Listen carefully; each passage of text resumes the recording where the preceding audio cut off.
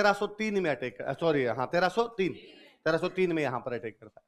जब उसने 1303 में यहाँ पर अटैक किया तो अपने यहाँ किले हमेशा सुरक्षा के लिए बनते। किले किसके लिए बनते? बड़ा कोई युद्ध होगा तो अपने किले के अंदर बैठ जाएंगे और जल्दी से दुश्मन किले को तोड़े। मैंने उस दिन आपको कहा था कि अपने किलों की दीवारें देख लो, यदि चौड़ी चौड़ी आपको दीवारें मिलेगी जल्दी से, तो दीवारों को तोड़ा ही नहीं जाता। अच्छा, बाद में एक तरीका और था कि मध्यकाल की अपनी लड़ाइयों का थोड़ा वातावरण चेंज हो गया था। प्राचीन काल में अपने जो लड़ाइयां थी वो सेना सेना के बीच में थी। किसके बीच में?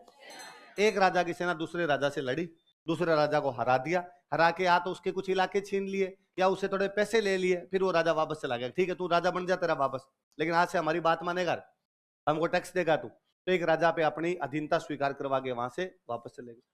सबसे बड़ी बात थी कि यदि कोई राजा हार जाता तो उसकी पब्लिक को तंग नहीं करते। किसको तंग नहीं करते? महिलाओं बच्चों के साथ किसी भी प्रकार का मिसबिहेव नहीं। मध्यकाल वाली लड़ाई में थोड़ा सा अंतर आ गया था।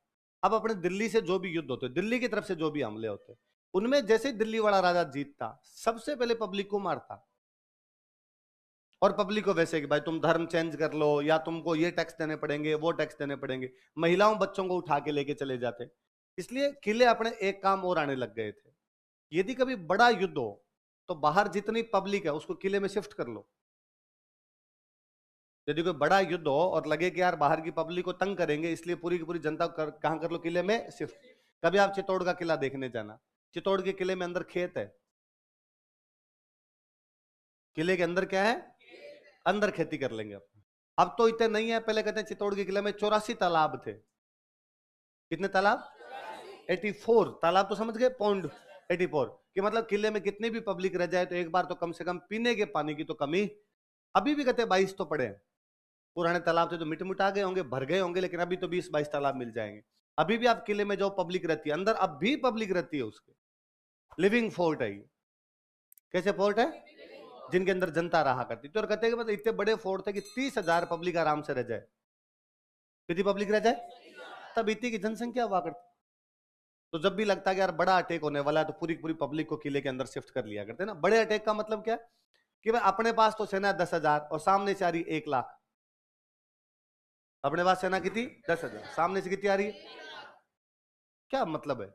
मरोगे सारे के सारे। वैसे ही दिख रहा है 10,000, बाकी 1,00,000 के सामने लड़ तो नहीं। तो अपने क्या करते हैं कि जब भी यूं बड़ा युद्ध होता लगता है भाई सामने बड़ी सेना आ रही है, अपनी पार नहीं पड़ेगी, तो किले के दरवाजे किए बंद, पब्लिक को पूरी किया किले में शिफ्ट और अंदर बैठ गए। अंदर अपने अनाज भी पड़ा है, अंदर अपने पानी भी पड़ा है। अब जो दिल्ली से आएगा उसको तो अनाज भी चाहिए, पानी भी चाहिए, तो वो कहां से लाएगा? तो दिक्कत आने लग जाती। आके बंदा बैठता और बंदा बैठ कहता भाई किले की दीवार तोड़ेंगे, किले की दीवार तोड़ के अंदर घुसेंगे, किले की गेट खुलवा लेंगे, किसी को पैसे टक्के दे के फिर अंदर घुस जाएंगे। अब कई बार कोई विश्वासघात करता ही नहीं भाई, किले की गेट तो कब खुलेंगे जब किले के अंदर का कोई आदमी क्या कर जाए? गद्दारी। आप किसी को रुपए दो और वो किले की गेट खोल दे, मान लो अंदर कोई गद्दारी करे नहीं तो किले की गेट नहीं, किले की दीवार तोड़ना इतना सरल भी नहीं। तो ज्यादातर टाइम ऐसा होता कि बाहर से बंदा आया, 1-2 महीने बैठा रहा कि यार अब टूट जाएगा दरवाजा, अब दीवार टूट जाएगी, फिर फाइनल लगा न तो टूटेगी दीवार न टूटेगा दरवाजा, तो चुपचाप अपना समूह लेके वापस चला गया। तो अपने किले सुरक्षा के लिए काम आते। किसके लिए काम आते? पब्लिक के रहने के लिए काम आते। खूब सारे ये काम करते हैं। लेकिन अलाउद्दीन खिलजी थोड़ा अलग टाइप का राजा। मैंने कहा था कि अलाउद्दीन खिलजी वो राजा जिसने साउथ पे अटैक कर दी। नौरत से साउथ जाना ही टफ हुआ करता उन दिनों में, तो भी वो जाके वहां अटैक करके आ गया था, वहां से धन लूट के आ गया था। गुजरात पे उसने खूब सारे अटैक कर दिए थे। तो चित्तौड़ का घेरा डालता है 8 महीने। कितने महीने तक? 8 महीने तक यहाँ घेरे में बैठा।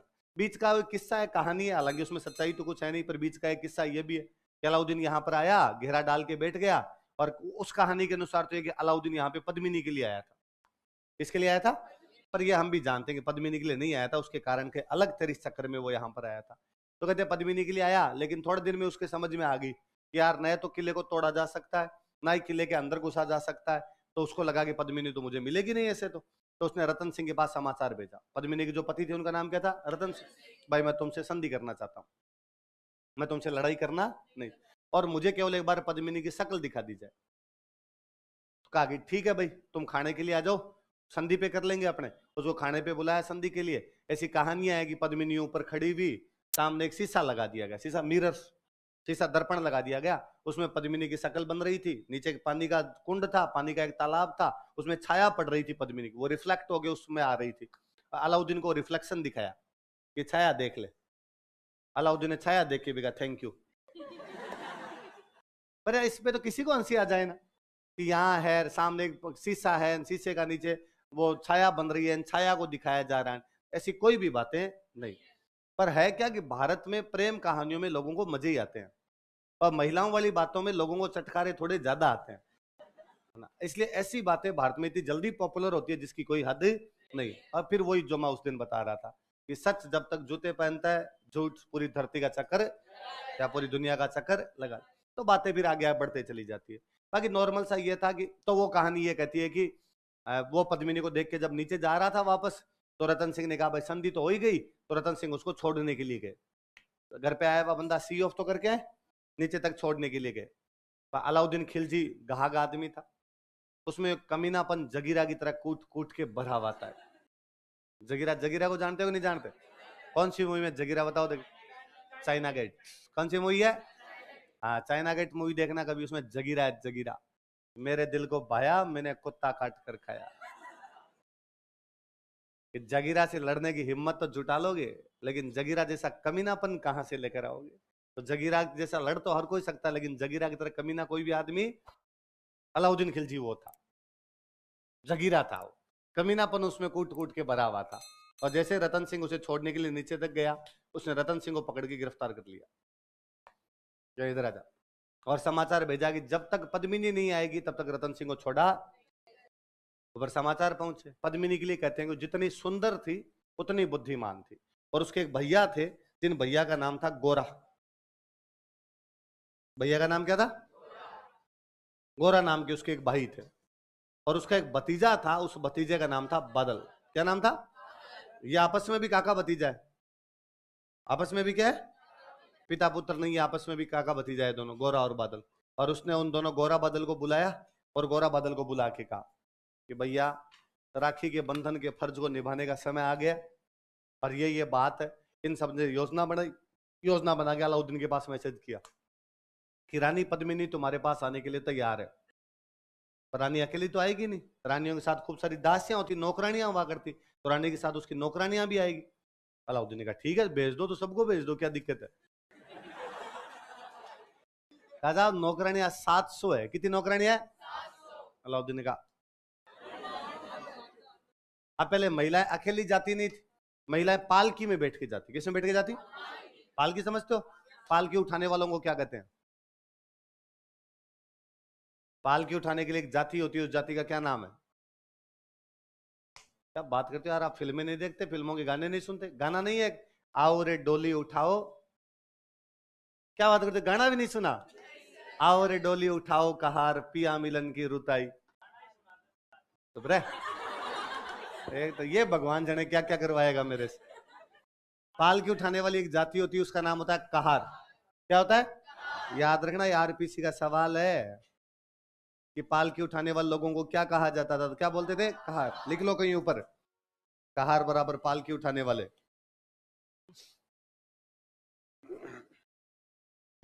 पर ये गाना सुनना जाके।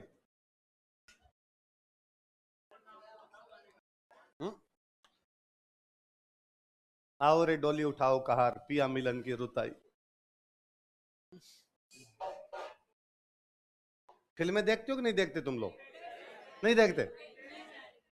फिल्में देखनी है, अगले 3 साल में कम से कम 100 फिल्में देखनी। कितनी फिल्में देखनी है? अरे नहीं, फिल्में देखनी चाहिए। ये भगवान जाने किसने कंसेप्ट बना दिया कि फिल्में देखना अच्छा नहीं होता। अच्छी फिल्में देखनी चाहिए, अच्छी फिल्में देखने से आप खूब सारी चीजें सीखते हैं। अरे इतिहास की क्यों देखनी है, प्रेम कहानियां देखा कर। कहाँ इतिहास में जी रहा है, इतिहास क्लास में छोड़ के जाया कर।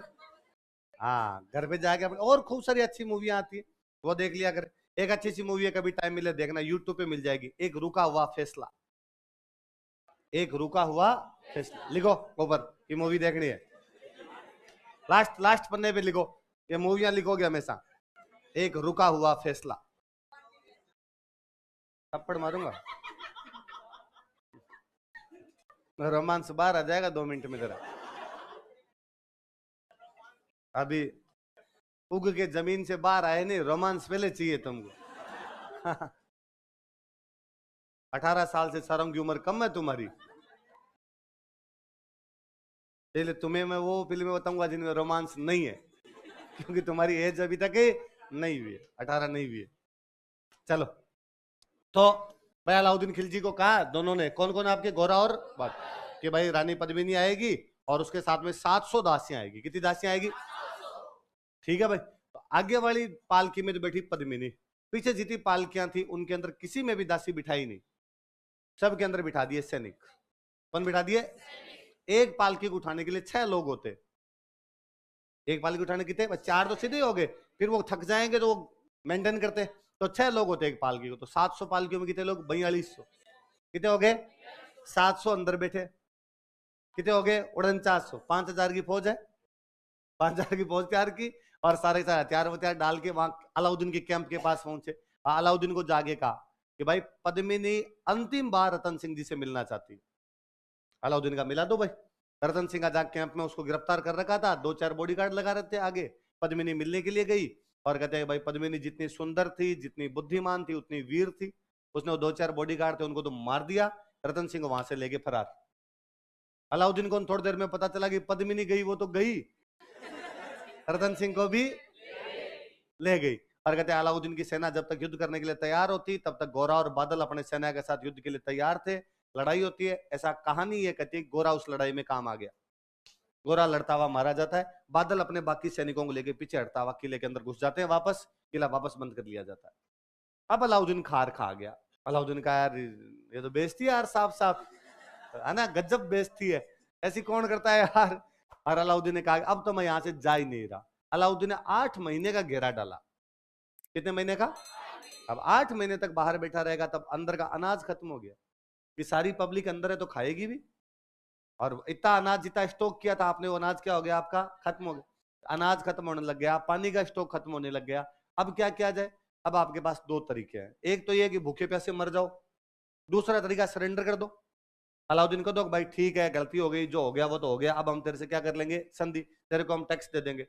इन्होंने कहा भाई दूसरे वाला तरीका तो अपनाया नहीं जाएगा, भूख प्यास से मरेंगे नहीं, और ये जो एक तरीका है ये कि भाई हम सरेंडर कर दें, हम सरेंडर नहीं करें। तो सरेंडर नहीं करोगे फिर क्या तरीका बचता है? लड़ाई। तो लड़ाई में तो मरोगे।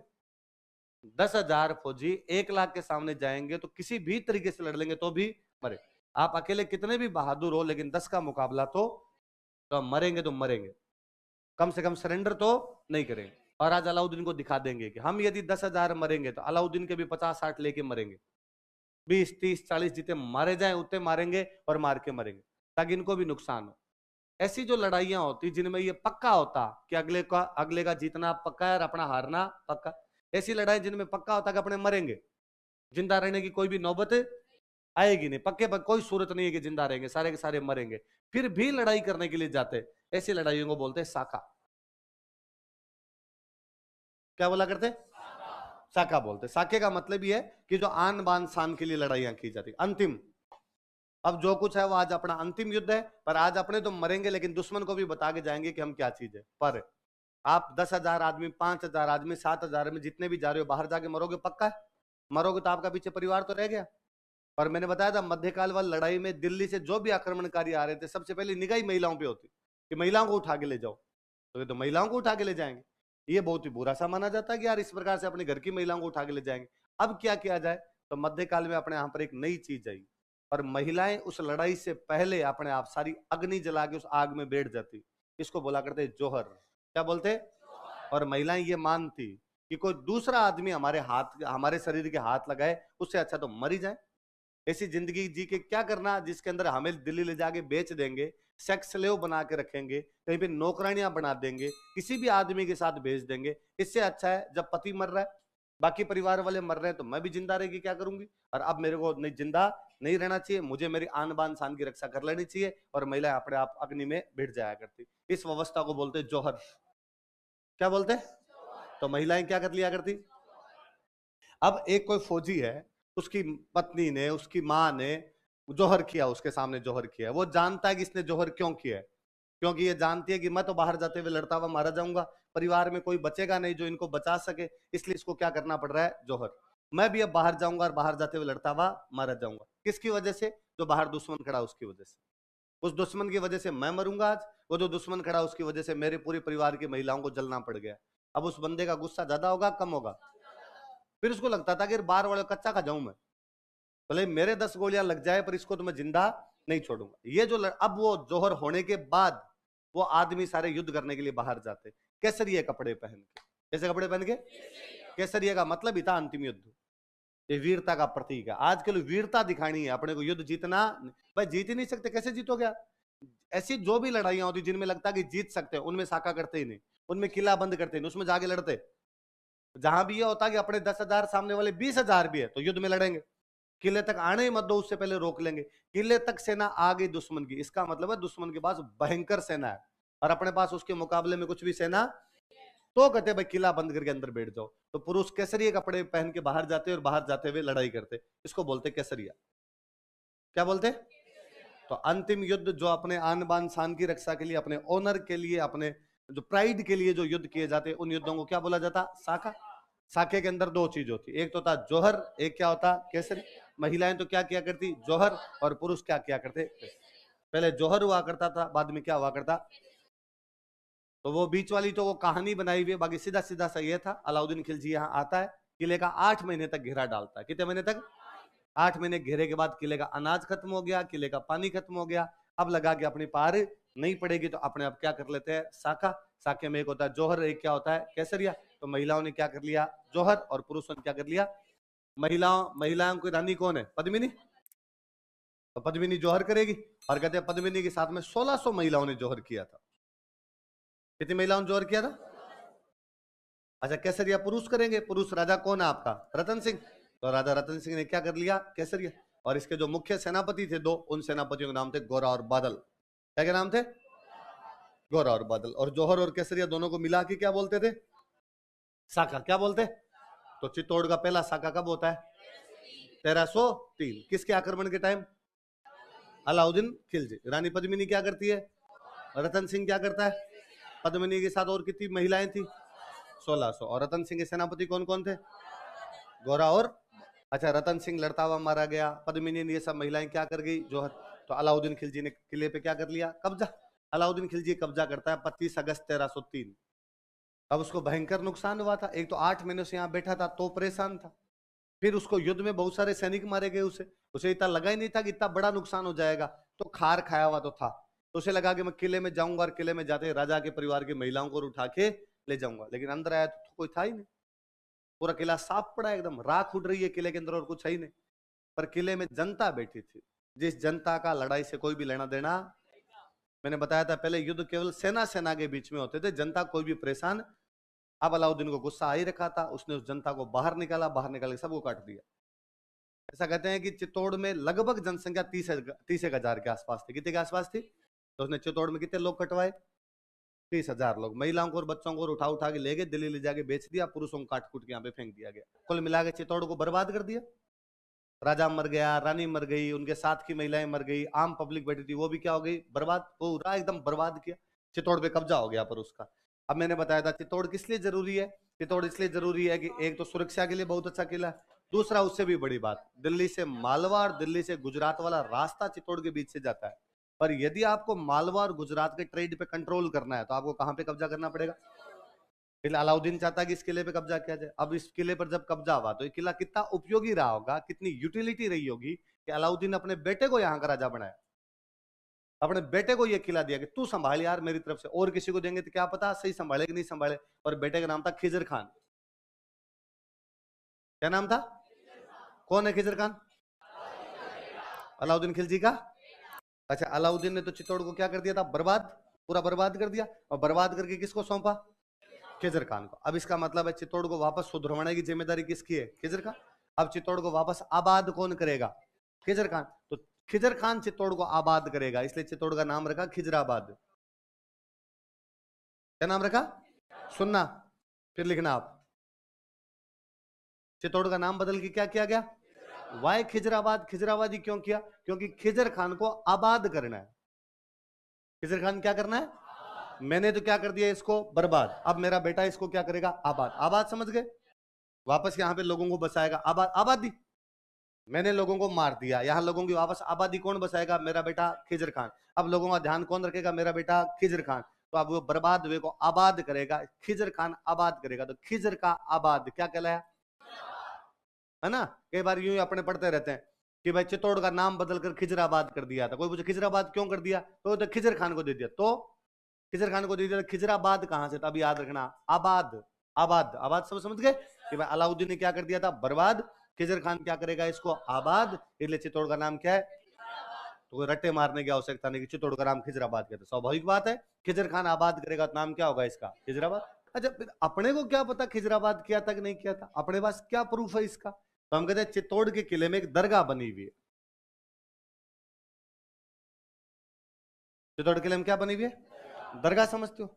मुसलमानों के अंदर जो भी संत टाइप के लोग होते, वो जब मर जाते तो उनकी पूजा करने लग जाते। तो जहां पर उनकी समाधि बनी होती है, उस समाधि को बोलते दरगाह। समाधि क्या बनते?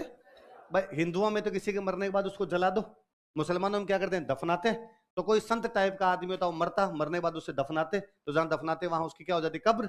कब्र का जो है समाधि, वहां के लोग क्या करने लग जाते हैं? पूजा। तो जिन कब्रों की, जिन समाधियों की पूजा होने लग जाती है, उनको क्या बोलने लग जाते हैं? या दरगाह, एक शब्द और यूज में लेते हैं, मजार। क्या बोलते हैं? मजार या दरगाह। अच्छा, हिंदुओं में तो अपने कोई ऐसे महापुरुष टाइप के आदमी होते हैं जिनकी अपने पूजा करते हैं, उनको अपने बोलते हैं देवता। क्या बोलते हैं? देवता बोलने लग जाते हैं, भले वो अपने बीच का एक आदमी रहा हो। जैसे अपने अब जितनी भी अपने देवताओं की पूजा करते हैं, ये देवता तो जन्म लेके धरती पर आए थे, अपने बीच के लोग हैं। भाई हम कहते हैं गोगा जी, गोगा जी का आदमी था। तेजा जी, तेजा जी नागौर में पैदा हुए, अच्छे काम किए, अपने को भले लगे तो हमने उनकी क्या करनी शुरू कर दी? पूजा। वैसे मुसलमानों में जो इस प्रकार के देवता बनते हैं, उनको बोलते हैं पीर। क्या बोलते हैं? कि पीर बाबा है, पीर बाबा बन गए। तो चित्तौड़ के अंदर एक दरगाह है, दाहिबी पीर की दरगाह। कौन सी दरगाह बनी हुई है?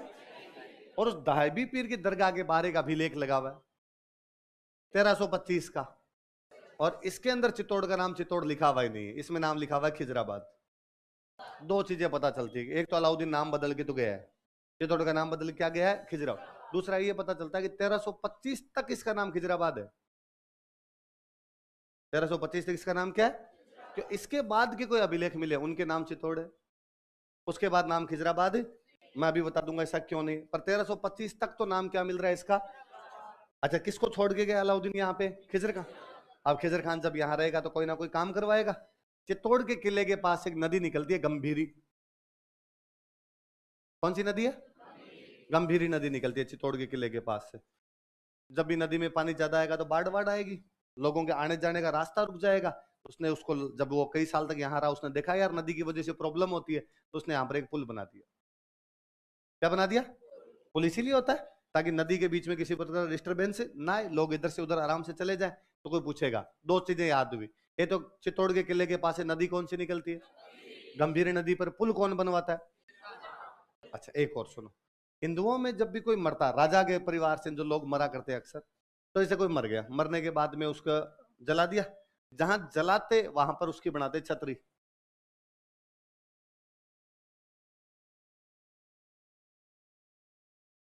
क्या बनाया करते? जैसे छतरी होती है, पिलर खड़े किए, ऊपर छत बना दी, चबूतरा, चबूतरे के ऊपर पिलर, पिलर के ऊपर क्या बना दी? छत। अब इसका मतलब है कि फलाना आदमी यहां पर जलाया गया था। तो थोड़े बड़े पैसे वाले लोग होते, या राजा महाराजा के परिवार का कोई होता, राजा मर गया, राजा का भाई मर गया, राजा का बेटा मर गया, तो राजा वहां पर एक छतरी बना देता, लिखवा देता भाई यहाँ मेरे इस बेटे को दफनाया, इस बेटे को जलाया गया था। हिंदुओं में तो क्या बन जाती? छतरियां। मुसलमानों के अंदर जहां बंदा मरता था उसके ऊपर मकान बनाते। क्या बनाते? मकान। भाई उल्टी व्यवस्था, देखो हिंदू ऐसा मानते हैं कि आदमी मरा और मरने के बाद में आदमी जला दो उसको, क्या कर दो? और हमेशा कहते हैं कि शरीर मरता है, आत्मा कभी भी मरती। तो आत्मा क्या करती है? आत्मा तो एक रूप से दूसरे रूप में ट्रांसफर, अगला जन्म हो जाता है। आत्मा क्या हो जाता है? अब वो जैसे आपने कर्म किए उनके अनुसार जन्म हो जाएगा। हो सकता है आप चिंटी बनो, हो सकता है आप कबूतर बनो, हो सकता है आप तोता बनो, हो सकता है गाय बनो, हो सकता है गधे बनो, हो सकता है वापस आदमी बनो। तो जैसे आपने कर्म किया उसके अनुसार आपको क्या मिल जाएगा? जन्म। कि जैसे आप मरोगे, शरीर ये जो बाहर दिखाई दे रहा है ये राख है, ये तो क्या हो जाएगा? राख। अंदर की जो आत्मा है इसको ले जाएंगे यमराज। कौन ले जाएंगे? और यमराज बाद में देख लेंगे कि अच्छे काम किए या आपने कैसे काम किए बुरे, उसके अनुसार आपको सजा मिलनी चाहिए या आपको कोई अच्छा फल मिलना चाहिए, कौन सा जन्म होना चाहिए, ये बाद में डिसाइड किया जाएगा। मुसलमान कहते हैं कि ना, ऐसा नहीं होता। मुसलमान कहते हैं कि मरते ही आदमी को नहीं लेके जाते। आदमी मरा, मरने के बाद उसको दफना दो, मरने के बाद उसको, फिर एक दिन आएगी कयामत की रात। किसकी रात आएगी? कौन सी रात आएगी? और उस दिन अल्लाह एक एक बंदे का हिसाब करेगा। उस दिन वो जो समाधियां बनी हुई है, जो वो कब्रें बनी हुई है, क्या बनी हुई है? कब्र। हर आदमी को दफनाए तो उसकी क्या बनी हुई है? कब्र। उस कब्र में से एक एक आदमी को निकाला जाएगा। 12 रिकॉर्ड बताओ भाई, क्या रिकॉर्ड है? तो उसका रिकॉर्ड चेक किया जाएगा। साहब 1000 पाप और 3 पुण्य, है ना? या उल्टा कि साहब इसके तो 1000 पुण्य और 3 पाप। तो किसको जन्नत मिलेगी और किसको जहन्नुम मिलेगा? किसको जन्नत मिलेगी और किसको? हिंदुओं का जो स्वर्ग है, मुसलमानों के लिए उसे क्या बोलते हैं? जन्नत। हिंदुओं में जिसको नरक कहते हैं, मुसलमानों में उसे क्या कहते हैं? जहन्नम। तो कहते हैं जहन्नुम में चला जा, मतलब किस में चला जा? नरक। नरक में चला जा। आप लोग किसी बंदे कहते हैं अरे भाई साहब जन्नत है तुम्हारे तो आजकल, इसका मतलब तुम किसकी बात कर रहे हो? सर। तो कयामत की रात आएगी, कयामत की रात को एक एक बंदे का क्या किया जाएगा? हिसाब। कयामत की रात तक ये यहीं पर सोया रहेगा, तब तक इसका हिसाब नहीं हो। अब तब तक नहीं होगा, इसका मतलब तब तक बंदे को संभाल के रखो। तो संभाल के कैसे रखें? तो इसकी क्या बना दो? कब्र। क्या बना दो? कब्र। राजा महाराजाओं के कोई मरता तो कब्र के ऊपर कमरा बना देते। भाई मरने के बाद में जरूरत पड़े इसको, तो क्या बना दो? इसके कमरा। उस कमरे को बोलते मकबरा। उस कमरे क्या बोलते? तो हिंदुओं में किसी के मरने के बाद उसके ऊपर क्या बनाते? छतरी। और मुसलमानों में किसी के मरने के बाद उस पर क्या बनाते? क्या बनाते? एक बादशाह हुआ शाहजहां। बादशाह कौन हुआ? उसकी एक रानी थी, उसका नाम था मुमताज महल। क्या नाम था? वो मरी तो मकबरा बनाया, मुमताज महल का मकबरा।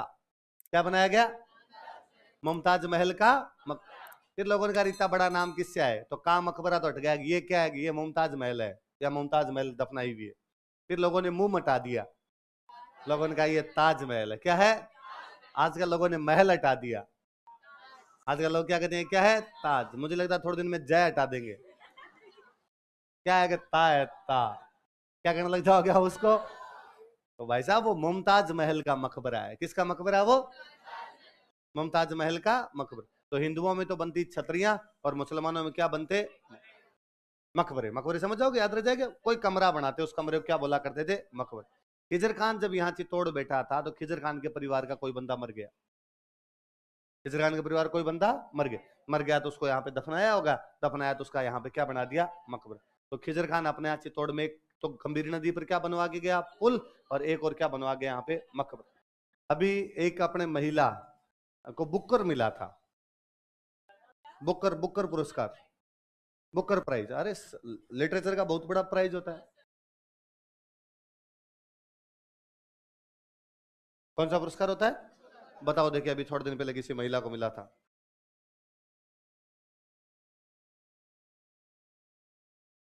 किसको मिला? गीतांजलि। किसको मिला था?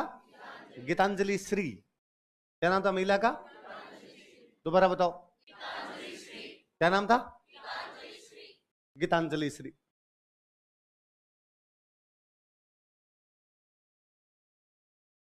क्या नाम था महिला का? उनकी जिस बुक को मिला था उस बुक का नाम था रेत की समाधि।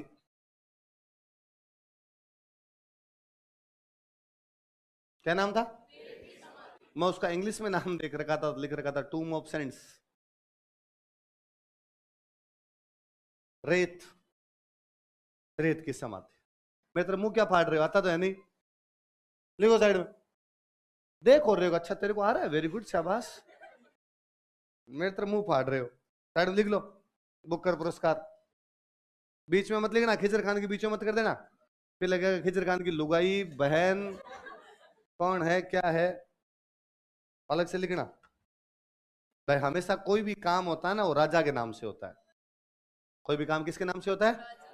राजा के नाम से होता है। भाई हम कहते हैं कि पाकिस्तान को तोड़ के एक नया देश बना बांग्लादेश, किसने बनाया? इंदिरा गांधी। तो इंदिरा गांधी खुद करके आई थी कि साइड में लड़ी तो फौज थी, और नहीं कहते ना फौज है ना। अपने कहते हैं कि ये हॉस्पिटल इन मुख्यमंत्री के टाइम में बना, तो मुख्यमंत्री खुद बना के गया था, बनाया तो मिस्त्रियों ने था। तो हमेशा कोई भी चीज राजा के जो हेड ऑफ द नेशन होता उसके नाम से होती। हाँ,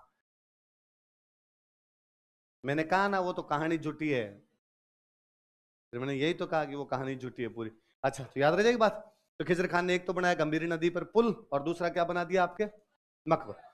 अब कोई कोई भी बिल्डिंग बनाते हैं, मंदिर बनी, मस्जिद बनी, दरगाह बना, महल बना, कोई मकबरा बना, उनके बाहर क्या लगाते? अभिलेख।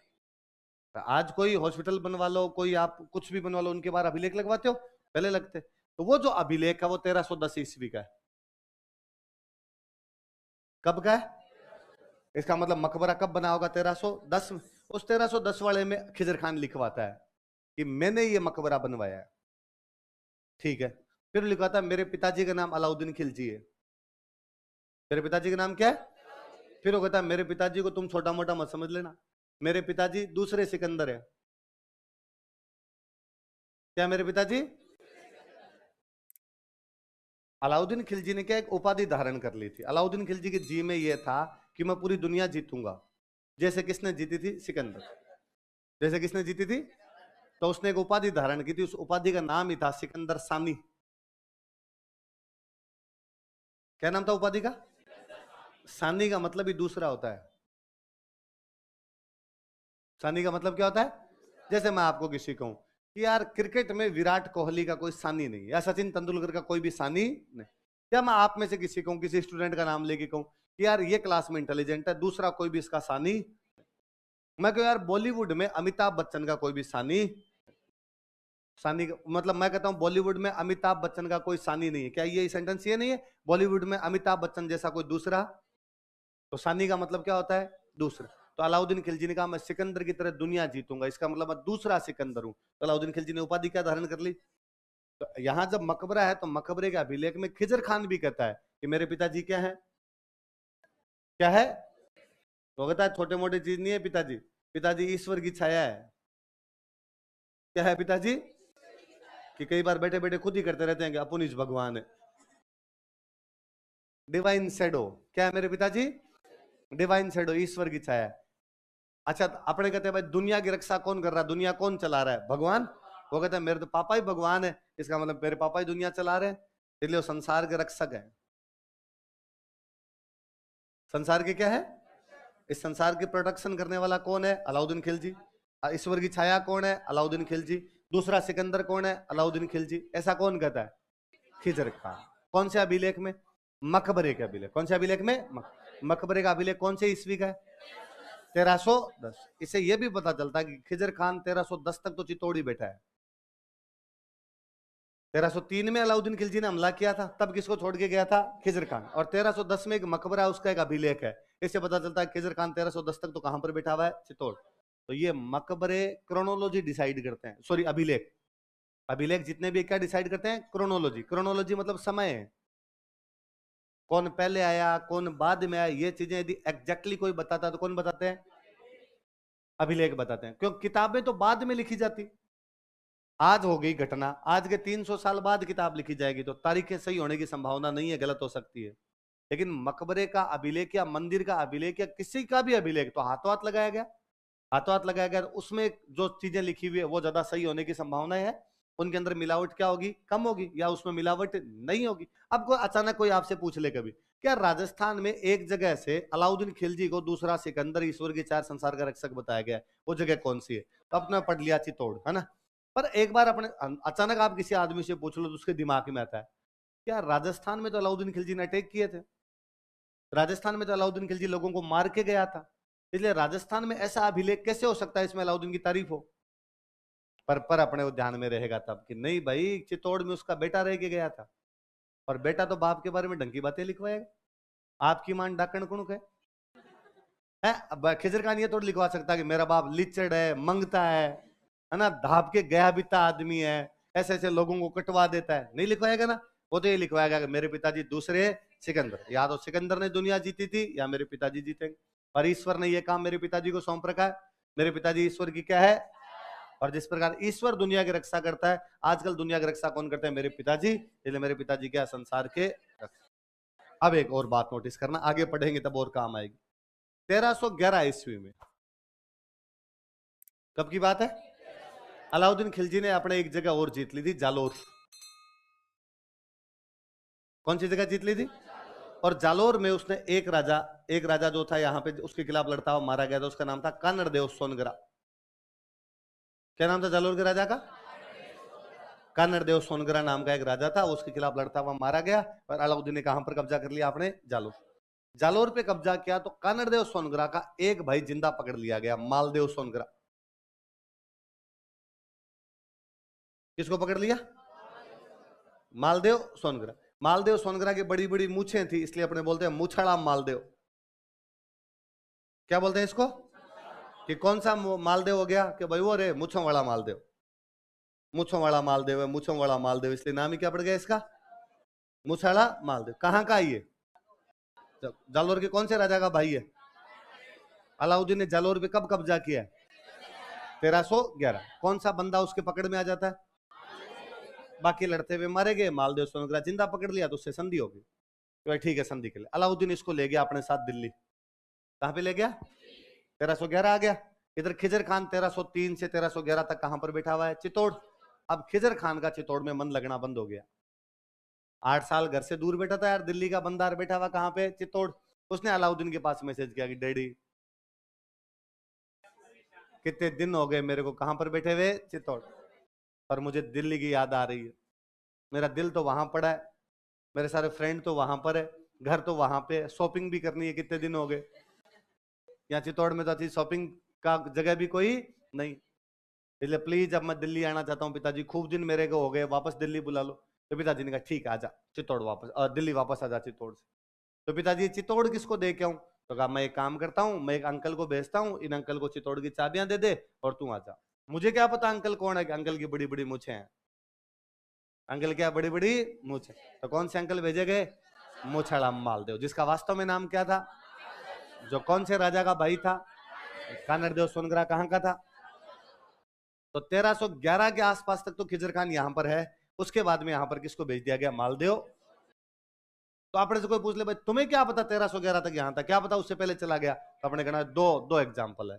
एक एग्जाम्पल तो ये कि अलाउद्दीन ने जालोर जीता ही 1311 में। कब जीता है? इसका मतलब 1311 से पहले तो मालदेव सोनगरा यहां पर आ ही नहीं सकता। मालदेव सोनगरा यहां पर आया तो 1311 के बाद ही है। दूसरा एग्जाम्पल यह कि खिजर खान का खुद का एक अभिलेख मिला 1310। इसका मतलब है 1310 तक तो खिजर खान यहाँ पक्का बैठा है। वो जब भी गया तो कब गया? 1310 के बाद। समझ में आई बात? तो ये टाइम पता चलता है इन चीजों से कि कौन सी घटना कब हुई होगी।